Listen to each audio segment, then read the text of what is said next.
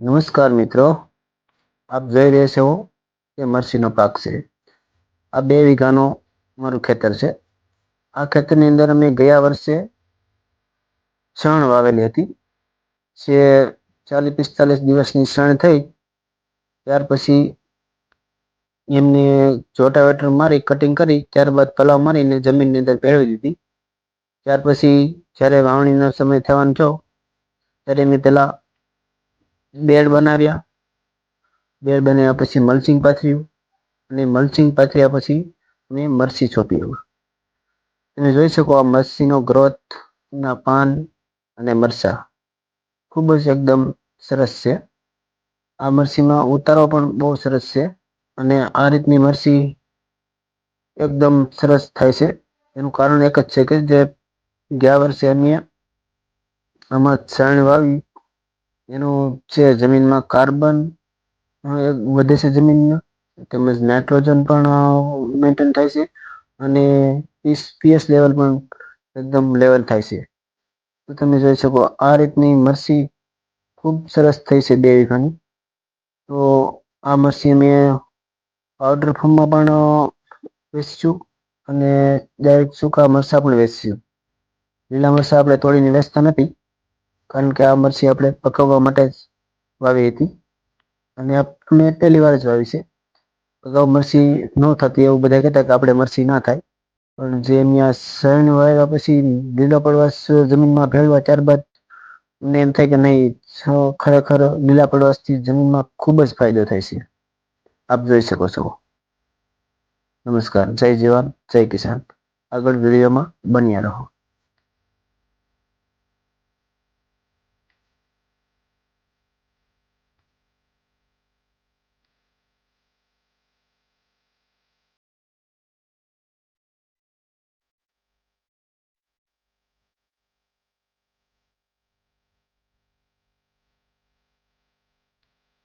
નમસ્કાર મિત્રો, આ તમે જોઈ શકો છો મરસાની ક્વોલિટી એકદમ ફર્સ્ટ ક્લાસ છે.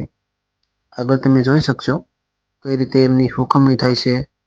આ મારે ઉતારવાનું છે મરસા અને આગળ તમને બતાવો વિડીયોમાં કઈ રીતે એમની હુકમણી કરીએ.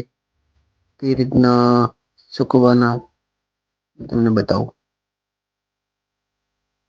હાલ અમારે મરસાની વીણી ચાલુ છે.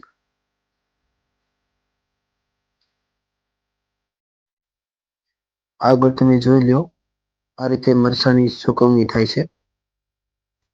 આ મરસાને ખાસ ધ્યાન એ રાખવું પડે કે વધારે પડતો તડકો લાગી જાય એની લાઈટ થઈ જાય કલર છે ઓછો આવે મરસાનો એટલે ફૂલ તડકો હોય ત્યારે ઓછા ઢગલા કરી દેવાના.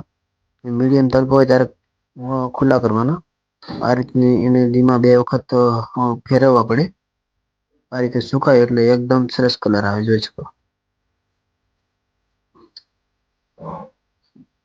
જો મિત્રો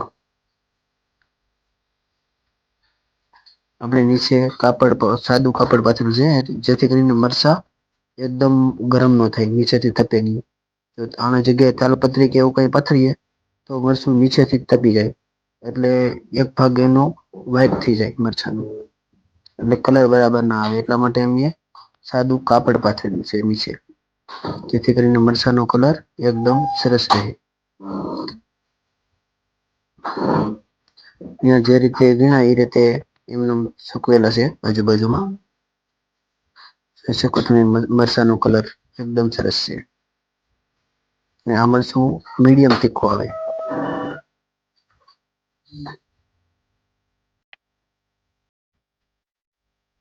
ચલો મિત્રો, જો તમને અમારા વિડીયો સારા લાગતા હોય ને એક વસ્તુ યાદ રાખશો કે અમે ક્યારેક ખોટી માહિતી ક્યારેય નહીં આપીએ.